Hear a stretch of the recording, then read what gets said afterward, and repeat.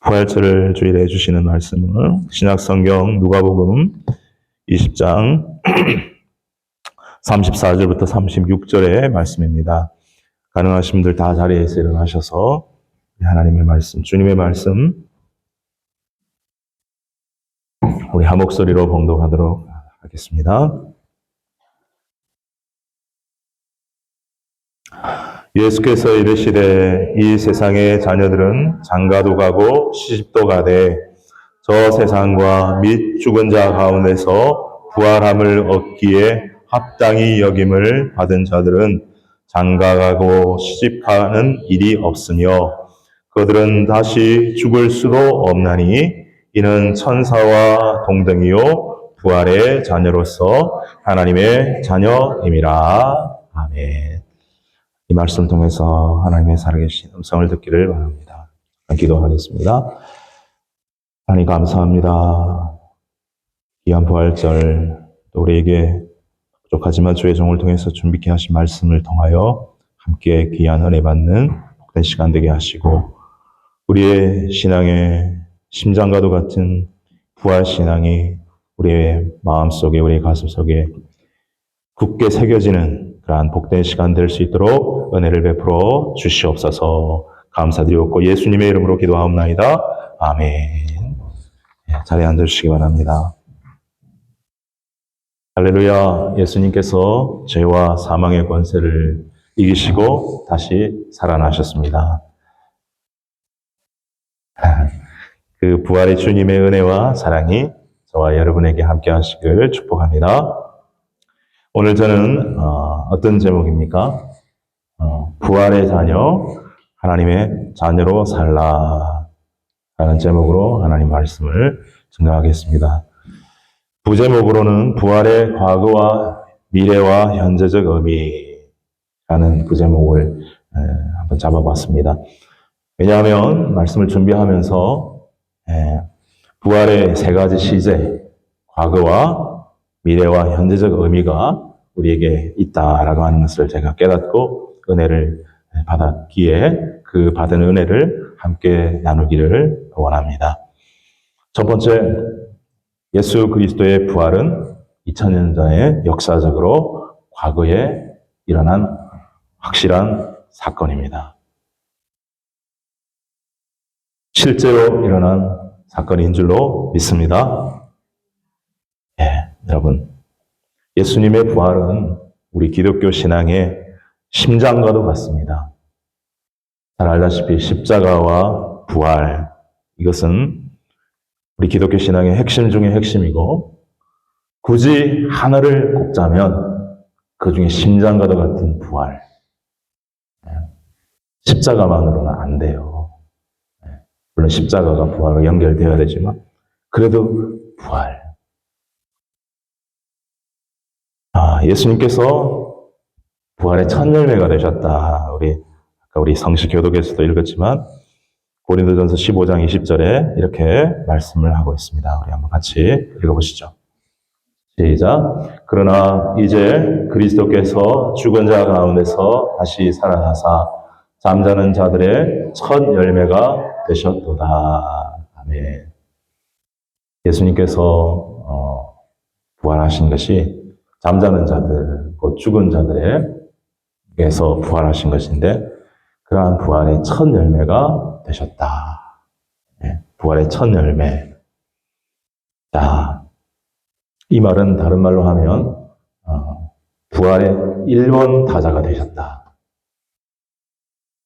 그 전에 부활한 그 누구도 예수님처럼 부활한 분이었고 예수님 이후로 부활한 분도 예수님 재림하실 때까지는 그 누구도 예수님처럼 부활한 부활이 없다.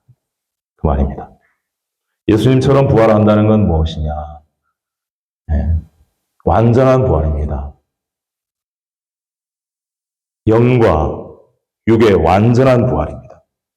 지금 하나님 나라에 있는 분들은 몸은 흙이 되어서 지금 다 흩어져 있습니다.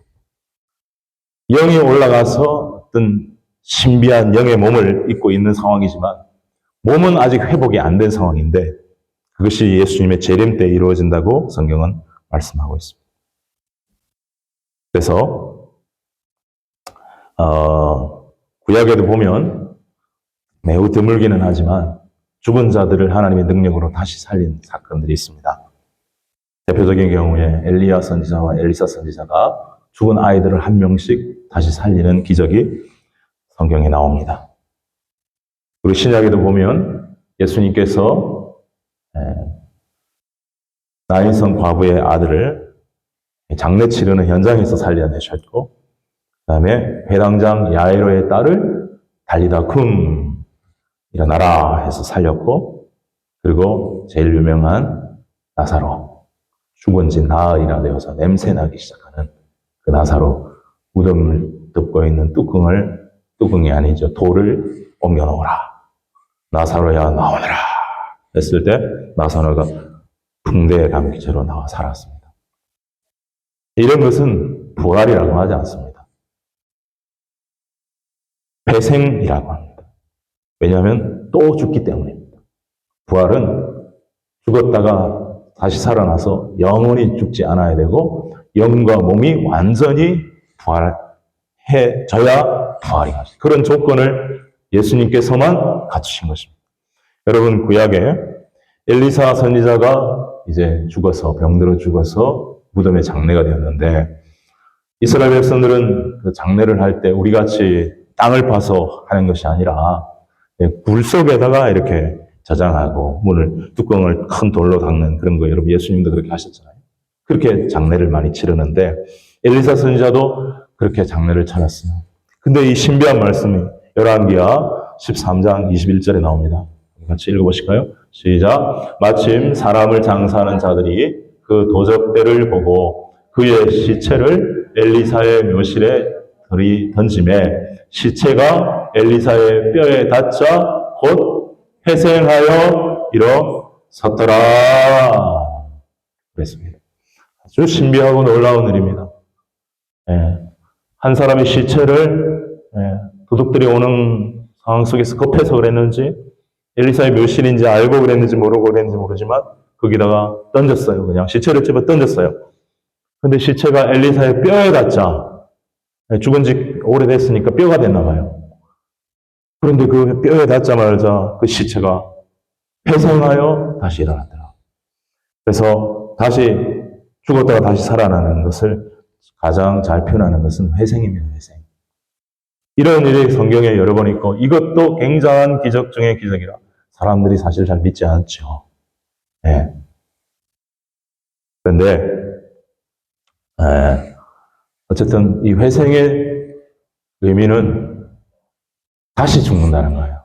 나사로, 병들어 죽은 나사로 나흘 만에 다시 살렸지만 그는 다시 죽습니다. 죽었습니다. 이것이 차이점입니다. 여러분, 아무튼 예수님의 부활은 실제로 일어난 역사적 사실입니다. 오늘도 아마 오늘 한국 시간 다르니까 오늘 부활절을 해서 우리 주의 종들, 목회자들이, 목사님들이 부활절 설교하는 중에 아마도 상당수는 예수님의 부활이 역사적 사실인 증거에 대해서 침을 튀기면서 아마 설교를 했을 거예요. 저도 꽤 많이 그런 설교를 했어요. 그 증거가 너무 많아요. 하지만 그냥 자연적인 이성을 가지고는 사실은 믿기가 힘들죠. 회생도 믿기가 힘든데 이 부활이라는 것은, 완전한 부활이라고 하는 것은 정말 너무나 이상적이고 완벽한 부활이기 때문에, 그런 세계가 우리 현실 속에는 존재하지 않기 때문에 예수님이 한번 잠깐 들어보셨다가 나간 것 뿐이지, 그걸 믿지 않고 보지 않은 사람들은 믿지 않으려고 합니다. 그래서 어떤 이들은 예수님의 부활을 거부하면서 자기들이 믿지 않는 이유를 댑니다. 학자들 중에도 있습니다. 오랜 시간 연구를 해서 발표한 게 뭐냐면은, 예수님이 십자가에서 진짜 죽은 것이 아니라 너무너무 고통당하셨다가 잠시 기절을 했는데 그 기절한 예수님을 무덤에다가 해놨다가 깨어난 거다. 그렇게 얘기를 하기도 하고요. 근데 예수님이 여러분 채찍에 엄청 맞으셨고 예? 손과 발에 못 박히셨고, 가시면류관 쓰셨고, 그 마지막에 뭘로 찔림을 당했죠? 로마 군병들한테. 뭘로? 창으로 옆구리를 푹 찔렀더니 피와 물이 다 쏟아졌다 했잖아요. 그죠? 그래서 뼈를 꺾어야 되는데 뼈를 꺾을 필요가 없었어요. 왜냐하면은 벌써 죽어 있는 걸 확인했기 때문에. 이 로마 군인들은 그때 당시 가장 잔혹한 처형법인 십자가형을 수많은 죄인들과 반란군들에게 시행을 한 경험이 있기 때문에 죽었는지 안 죽었는지를 판별하는 데는 굉장히 경험이 많은 사람들이었습니다. 그래서 안 죽었으면 그 고통을 빨리 제거시켜주기 위해서 뼈를 꺾어요. 그러면 빨리 죽기 때문에. 그런데 예수님 그렇게 할 필요가 없었어요. 그것도 예언대로 된 거예요. 그건 무슨 기절입니까? 네. 기절했다고 그거 무슨 힘으로 그 큰 돌을 밀고 나와서 그리고 또 어떤 사람들은 수백 명의 사람들이 부활한 예수님을 만났는데도 불구하고 그건 다 환상을 본 거고 그런 것이다. 여러분 한 사람이 환상을 볼 수 있지만 500명 수많은 사람들이 동시에 같은 환상을 본다는 것은 거의 있을 수 없고 그것은 환상이 아니라 사실이죠. 어떤 사람들은 예수님이 묻힌 무덤에 간 게 아니라 잘못된 다른 무덤에 가서 그래서 그렇게 됐다는 등 여러 가지 이야기들을 합니다만은 여러분 정말 양심이 있고 또 지성이 있고 정직하게만 이 예수님의 부활에 대한 여러 이야기들을 여러 증거들을 살펴보면 예수님의 부활이 얼마나 분명한 사실인가 하는 것을 알 수가 있습니다. 제가 설교할 때 그 예들을 여러분들에게도 많이 소개해드렸어요. 구태여 그런 거 얘기하지 않겠습니다. 왜냐하면 사실이니까. 여러분이 이 기독교가 인류의 제1의 종교가 된 것은 물론 서구 사회가 엄청나게 기독교 부흥하다가 부유함과 세속화에 빠져가지고 지금은 완전히 밑바닥을 치고 있지만 그래도 제3세계나 어려운 나라 같은 데서 인도 같은데 또 아프리카 같은데 남미 같은데 정말 기독교가 또 지금도 폭발적으로 부흥하고 있고 저 아랍권에서도 목숨을 걸고 예수 믿는 사람들이 계속해서 일어나고 있다는 거. 여러분 이 교회가 이렇게 처음엔 하나도 없었던 예수 믿는 교회가 온 세상에 이렇게 많이 생긴 것도 예수님의 부활을 빠뜨리고는 설명이 되지 않는다는 거예요. 박해자였고 핍박자였던 사도 바울이 목숨을 걸고 예수님을 전가하는 사람이 된 것도 부활하신 예수님을 만나지 않고서는 설명할 길이 없고요. 수많은 사람들이 역사적으로 예수님을 만나 변화가 되었고요. 또 초대교회 로마 시대 때 박해가 제일 심했죠. 예수 믿는다는 이유로만 죽임을 당했던 사자밥이 되기도 하고 불태워 죽이기도 했던 그들이 그 순교의 고난 앞에서도 제가 우리 교회사 시간에 선생님한테 교수님한테 대학교 1학년 때 들은 초대교회사 때 그 이야기가 참 지금도 잊혀지지 않는 게 일가족이 순교를 당하러 콜로세움 그 대운동장에 끌려갑니다. 3일 굶은 사자들의 우리가 저기 있고 으르렁거리고 있습니다. 이 문을 딱 열면 애들이 나와서 잡아먹습니다. 또 한쪽에는 이 불을 이렇게 태워 죽이는 것도 합니다. 조건이 있습니다. 지금이라도 예수를 부인해라. 그럼 살려주겠다. 물론 그 중에 아주 소수의 사람들이 부인을 하고 배교를 했지만 대부분은 그렇지 않았습니다. 그 교수님이 하시는 말, 한 가족이 엄마와 두 아들인데 같이 사자밥이 되는 상황이었습니다. 그 어린아이들은 10대고 아마 초반이고 큰 아들은 10대 중반인데 그 어린아이가 좀 얼마나 무서웠을까요?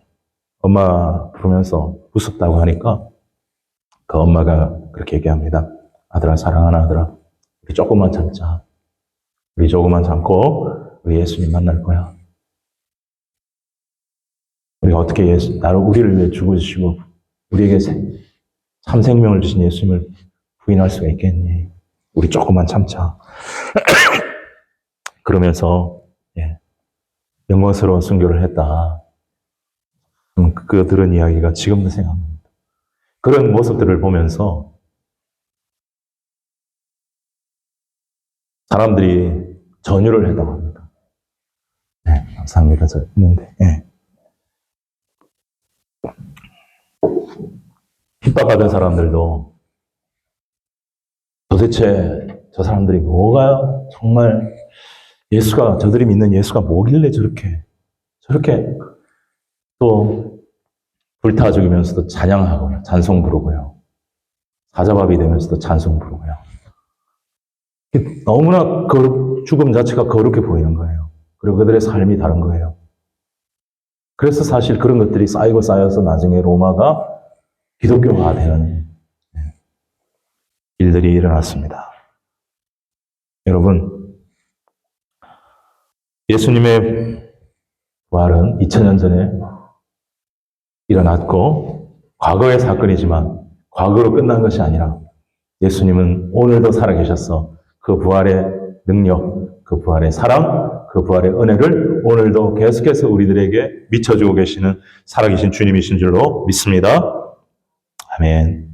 두 번째, 부활의 미래적 의미입니다. 여러분, 성경은 예수님만 부활하는 것이 아니라 장차 마지막 날 예수님의 재림의 날에 모든 인류가 부활할 것을 말씀을 해주고 있습니다. 구약 성경에도 모든 사람들이 부활할 것이라는 것에 대한 그 그림자와 같은 말씀들이 부분 나오는데 몇 말씀들이 있는데 대표적인 말씀만 두 군데만 소개해드리면 구약 성경 이사야서 26장 19절 말씀을 같이 한번 보겠습니다. 구약 성경 이사야 26장 19절 말씀입니다. 같이 읽겠습니다. 시작.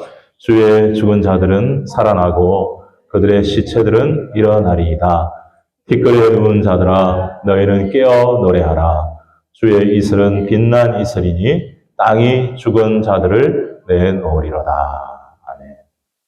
여러분 여기 보면 주의 죽은 자들, 주 안에서 죽은 자들 살아나고 그들의 시체들이 일어나게 되어서 깨어 노래할 것이다. Wake up and shout for joy. 즐거움의 찬성을 외침을 하는 날이 올 것이다. 이렇게 말하고 있습니다. 네. 자, 여기서의 죽은 자들은 주의 죽은 자들이기 때문에 믿는 자들, 하나님 안에 있는 자들을 의미하는 것이죠. 자, 그럼 이분들만 부활하느냐? 그렇지 않습니다. 다니엘서 12장 2절에 보면 이런 말씀이 나옵니다. 다니엘서 12장 2절.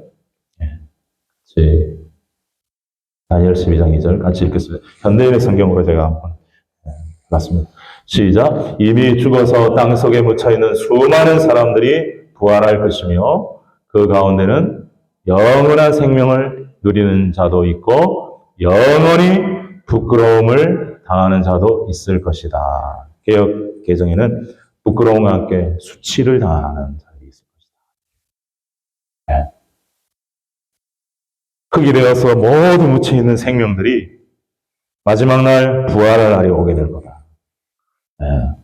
그 가운데 영원한 생명의 부활을 누리게 되는 사람은 하나님 안에 있는 자들이고 그 외에 하나님 떠났던 자들은 영원한 수치와 부끄러움의 부활로 나아가게 될 것이다. 이 두 종류의 부활을 구약에서도 이미 우리에게 말씀해주고 있고 이 진리, 부활의 두 가지 종류의 진리를 완전히 못을 박아서 완전히 확인시켜주고 결정 지어주신 분이 바로 예수님입니다. 예수님이 요한복음 5장 29절 이런 말씀하셨습니다. 요한복음 5장 29절 같이 읽겠습니다. 시작. 선을 행한 자는 생명의 부활로 악한 일을 행한 자는 심판의 부활로 나오리라. 아멘. 부활의 두 두 가지 종류가 있습니다. 하나는 생명의 부활이고 하나는 심판의 부활입니다. 선과 악의 이야기를 하고 있습니다. 구약 예레미야 2장에 근거해서 구약적인 악의 기준은 하나님입니다. 하나님을 떠나면 악이고 하나님께 붙어있고 하나님께 순종하면 선입니다. 신약의 기준으로 선과 악은 예수님입니다. 이 요한복음 5장 29절 위로 밑으로 예수님이 심판자이심을 말씀하고 있습니다. 예수님이 기준입니다. 예수님께 붙어있고 예수님을 사랑하고 예수님을 따르면 선입니다. 예수님을 떠나면 악입니다. 어렵게 생각할 것 전혀 없습니다. 두 가지입니다. 네. 이렇게 해서 부활이 나누어집니다. 예수님의 부활은 생명의 부활의 완전체라 보시면 됩니다. 마귀의 부활은 심판의 부활의 완전체다 이렇게 보시면 됩니다. 불못에 들어갈 거거든요. 마귀가 거짓 선지자와 함께 그 제자들 따르는 그 자녀들 싹 다 데리고 자, 보충적으로 사도 바울을 통해서도 사도행전 24장 15절에 보면 두 가지 부활이 있다고 우리에게 말씀을 해주고 있습니다. 자, 같이 한번 읽어보겠습니다. 시작. 그들이 기다리는 바 하나님께 향한 소망을 나도 가졌으니 곧 의인과 악인의 부활이 있으리라 함이니이다. 아멘. 여기도 보면 나는 부활을 소망한다. 두 가지 부활이 있다. 바로 그것은 의인과 악인의 부활이다. 공의의 하나님께서 생명의 부활로 부활하는 의인들에게는 안식하게 하시고 심판의 부활로 부활하는 악인들에게는 그의 죄악의 값에 따라 심판한 것이 공의의 날이니 나는 그 날을 간절히 소망한다. 이렇게 말하고 있는 것입니다.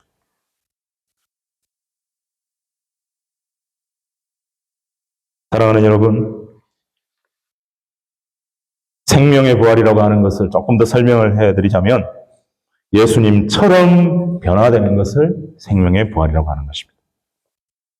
예수님처럼 변한 어떤 예수님요? 부활하신 예수님처럼 우리도 변화되는 것을 말하는 것입니다. 그것을 빌립보서 3장 21절에서는 이렇게 말씀을 해주고 있습니다. 빌립보서 3장 21절 같이 한번 읽어보시죠. 빌립보서 3장 21절. 없군요. 예. 빌립보서 3장 21절에 보면 우리의 낮은 몸을 자기 영광의 몸의 형체와 같이 변하게 하시리라 이렇게 말씀하고 있습니다.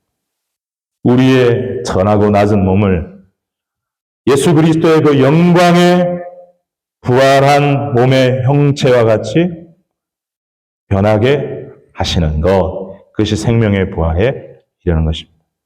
생명의 부활이라는 것은 물론 천국에 들어가서 우리가 믿음 안에서 행한 대로 상을 받는 그런 상급의 심판의 과정을 거치기도 하겠지만 말 그대로 생명을 얻는, 보통 여기서의 생명은 영원한 생명이죠. 영원한 생명을 얻게 되는 부활이고요. 심판의 부활이라는 것은 말 그대로 심판을 받아 영원한 형벌을 받게 되는 부활을 말하는 것입니다.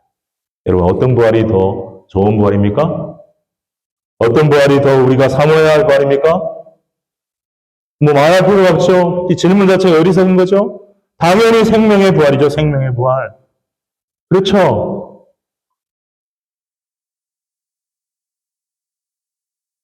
그래서 성경에 보니까 신약 성경 히브리서 11장 같은 데 보니까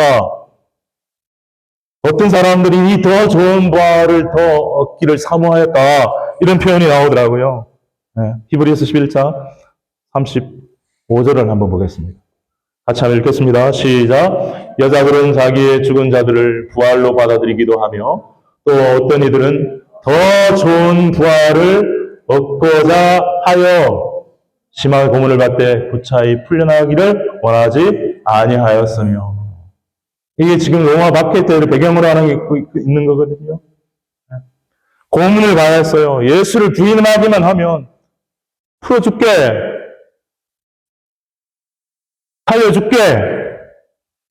하지만 그들은 두 가지 종류의 부활이 있음을 분명히 알았고, 그 부활 중에 분명히 한 부활은 하게 될 것인데, 나는 어떤 고난과 환난이 와도 내가 사모하는 더 좋은 부활, 주님이 하셨던 그 생명의 부활, 그 완전한 부활의 길을 내가 가기를 원하지. 이 육신의 세상에서 잠깐 더 살겠다고 그 심판의 부활을 살기를 나는 원치 않는다. 그랬다는 거예요. Make sense. 정말 부활의 의미를 아는 자들이 자기 목숨도 바꿀 수 없는 부활의 생명. 우리 육신의 생명과 예수님이 주시고자 하는 이 부활의 생명, 생명의 부활, 비교가 안 되는 것이니까요. 우리는 잠깐 살잖아요. 60년, 70년, 80년, 90년. 그것도 병들고, 가난하고, 때로는 소외되고, 고독하고, 그런데 부활의 영원한 생명 안에는 그런 게 하나도 없어요. 완전한 기쁨과 감사와 평화와. 진짜 알면 바꿀 수가 없죠.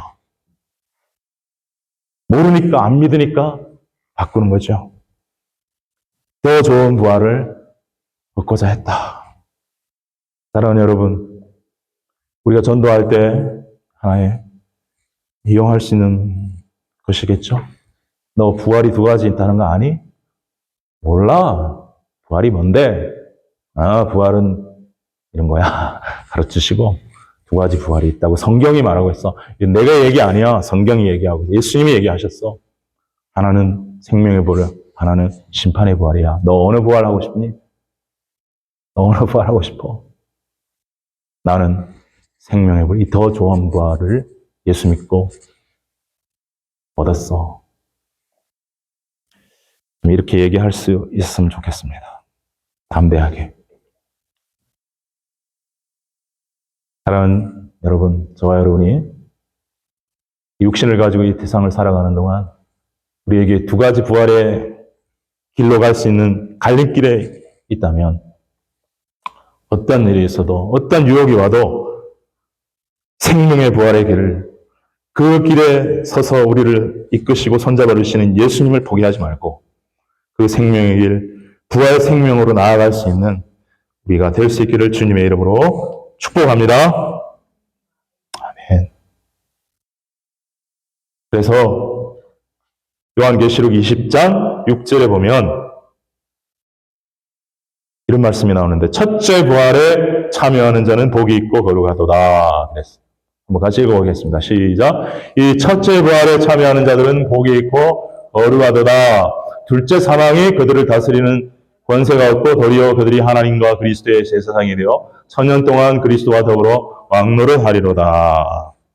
이 첫째 부활을 천년왕국과 연결해서 말씀을 하고 있는데 이 천년왕국에 대해서는 해석이 너무 다락에 있기 때문에 논쟁이 많이 되기 때문에 조금 넘어갑니다. 어쨌든 이 첫째 부활에 참여하는 자는 복이 있다. 주님께서 말씀을 묵상하는 가운데 이 첫째 부활에다가 생명의 부활을 대신 넣어도 되겠구나. 여러분 그렇죠? 어쨌든 첫째 부활, 천년왕국 어쨌든 그것이 생명의 부활 안에 있는 거니까. 그리고 예수님이 항상 말씀하실 때도 생명의 부활 말씀하시고 심판의 부활 말씀하시고 의인의 부활, 사도 바울도 의인의 부활 말씀하고 악인의 부활. 첫 번째 부활, 생명의 부활, 둘째 부활, 심판의 부활. 둘째 사망, 불못이라고 얘기하고 있고 둘째 부활까지 가는 자, 둘째 사망으로 들어가고 첫째 부활에 들어가는 자는 첫째 사망만 통과합니다. 육신의 죽음 통과하고 둘째 사망의 해를 당하지 않는다. 여러분, 저와 여러분도 이 첫째 부활, 영원한 생명의 부활에 참여한 자가 되어 정말 하나님께 복을 받고 하나님 앞에 잘했다 칭찬 듣는 그러한 이름의 사람들이 되어야 될 줄로 믿습니다. 자, 그러면 어떻게 하면 우리는 이 더 좋은 부활, 생명의 부활을 얻고 그 부활에 참여하는 복을 누릴 수 있을 것인가? 어려운 질문도 아니고 대답도 어렵지 않습니다. 여러분이 성경을 조금만 안다면 다 아는 말씀입니다. 한번 정리를 해보는 겁니다. 여러분, 어떻게 우리가 생명의 부활을 얻고 생명의 부활에 참여하는 자가 되느냐? 대답이 어디 있을까요? 요한복음 11장 25절, 26절에 있습니다. 부활에 관해서 가장 완벽한 진리를 말씀하신 예수님의 두 말씀을 꼽으라면 저는 요한복음 5장 25절, 26절, 아까 29절 생명의 부활과 심판의 부활을 말씀하신 예수님의 말씀과 더불어 우리가 잘 아는 나는 부활이요 생명인이라고 하신 이 말씀, 여기에 답이 나와 있습니다. 우리 같이 한번 읽도록 하겠습니다. 시작. 예수께서 이르시되 나는 부활이요 생명이니 나를 믿는 자는 죽어도 살겠고. 아멘. 여기서 죽어도 살겠고는 죽어도 부활하겠고. 어떤 부활이요? 생명의 부활로 부활하겠고. 여기 뭐 하면? 조건이 뭡니까? 우리가 부활에, 그 생명의 부활에 참여할 수 있는 조건이 뭡니까? 누구를 믿는? 예수 그리스도는 뭐라고 소개하고 있습니까? 나는 부활이요 생명이다. 나는 부활의 첫 열매요. 부활의 1호탄이요. 너희들에게 부활 생명을 줄 수 있는 자니. 그래서 너희들의 죄를 대속하고 구원하게 십자가에 죽고 부활한 나니 나를 믿는 자는 죽어도 다시 살 것이다.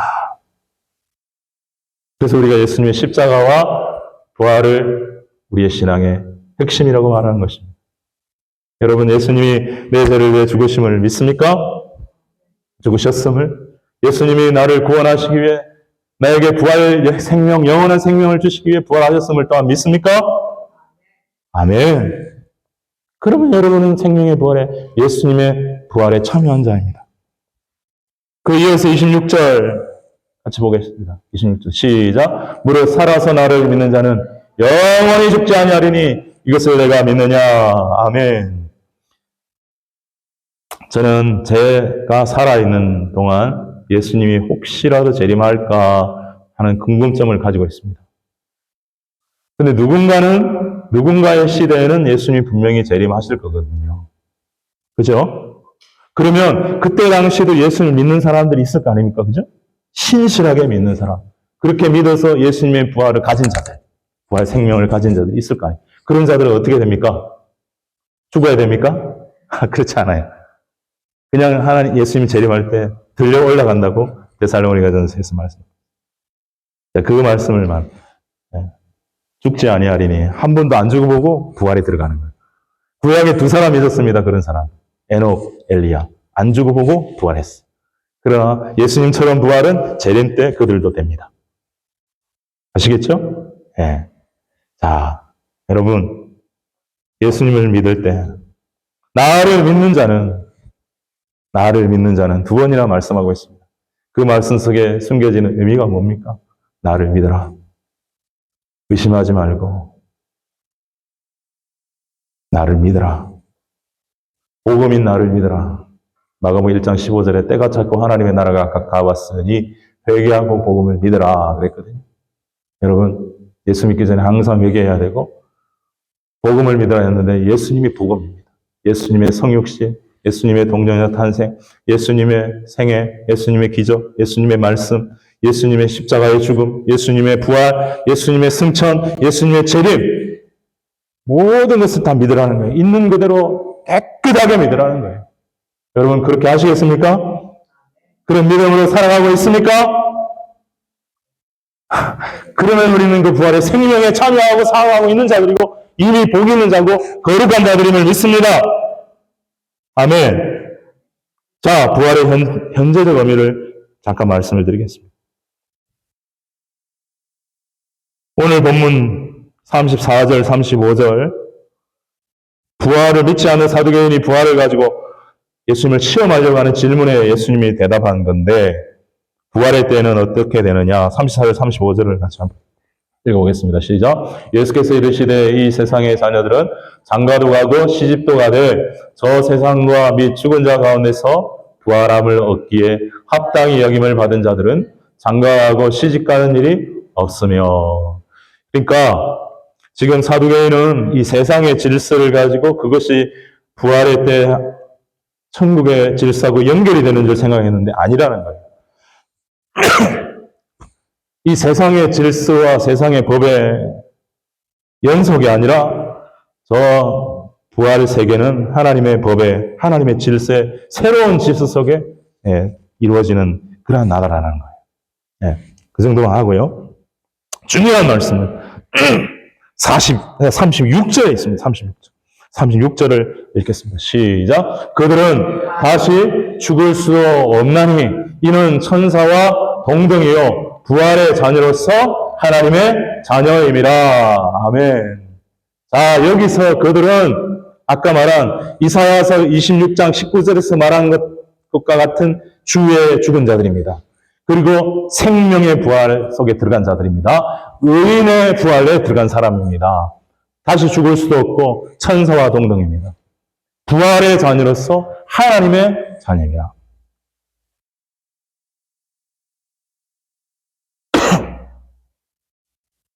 자, 다시 죽을 수 없고 천사와 동등해서 악인의 부활, 심판의 부활에 대해 잠깐 생각해 보았습니다. 아하, 악인들도 부활할 텐데 그들도 다시 죽을 수가 없습니다. 천사와 같다 했는데 어떤 천사입니까? 두 가지 종류의 천사 있지요? 하나는 하나님 앞에 그대로 늘 겸손하고 받드는 선한 천사. 그죠? 또 한 천사, 어떤 천사? 하나님 앞에 교만해서 대적했던 악한 천사, 사탄마귀와 그의 졸개들. 여러분, 악인의 부활은 어떤 천사들과 같게 된다고요? 악한 천사들의 어느 것이 놓고 나서 이런 건 좀 말하기 힘들지만 결국 그 악한 천사들은 어디로 다 갑니까? 영원한 불못으로 다 집어넣는다고 했잖아요. 그들과 함께 들어가게 되는 거예요. 그리고 의인들은 하나님의 생명을 가진 예수님을 믿는 자들은 부활의 자녀로 하나님의 자녀로 살아가지만 지옥에서 그들은 영원히 마귀의 자녀로 살아가게 됩니다. 제가 왜 제목을 오늘 설교 제목을 부활의 자녀로 살고 하나님의 자녀로 살라 했는가? 이 말씀 많이 읽었지만 이 말씀을 준비하면서 주님이 깊은 은혜를 주셨습니다. 부활의 자녀로 산다, 천국에서. 하나님의 자녀로 산다? 도대체 부활의 자녀가 뭐지?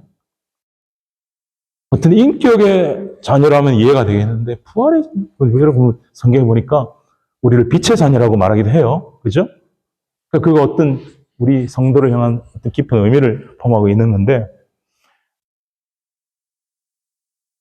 갑자기 제 안에 드는 생각이 여러분 우리가 하나님 나라 가기 전에도 벌써 이 땅에서 예수님 믿고 하나님 자녀로 살아가고 있습니까? 살아가고 있지 않습니까? 이미 하나님 자녀로 살아가고 있지요? 아멘? 자, 그러면 이 말씀은 부활의 자녀가 된다? 그러면 우리가 이미 이 세상에서 예수님을 믿고 살아가고 있기 때문에 이 세상에서도 부활의 자녀로 살아갈 수 있겠구나. 아멘? 자, 부활의 자녀가 뭔가, 하나님의 자녀가 뭔가 깨닫게 해주신 것만 여러분에게 잠깐 나누기를 원합니다. 하나님의 자녀는 뭐 하는 사람입니까? 하나님을 믿는 사람. 그죠? 아버지 맞는데, 이 부활의 자녀를 연결시키기 위해서 하나님을 믿는 사람이 하나님의 자녀. 아멘? 그 부활의 자녀는 뭐를 믿어야 될까요? 부활을 믿는 자. 그죠? 그 부활이 두 가지가 있고 어떻게 해야 우리가 어떤 부활에 참여할 수 있는가를 아는 자.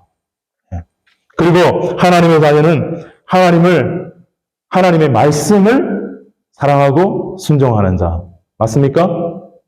그러면 부활의 자녀는 그것과 연결시켜보면 부활에 대한 말씀을 믿고 사랑하고 순종하는 자.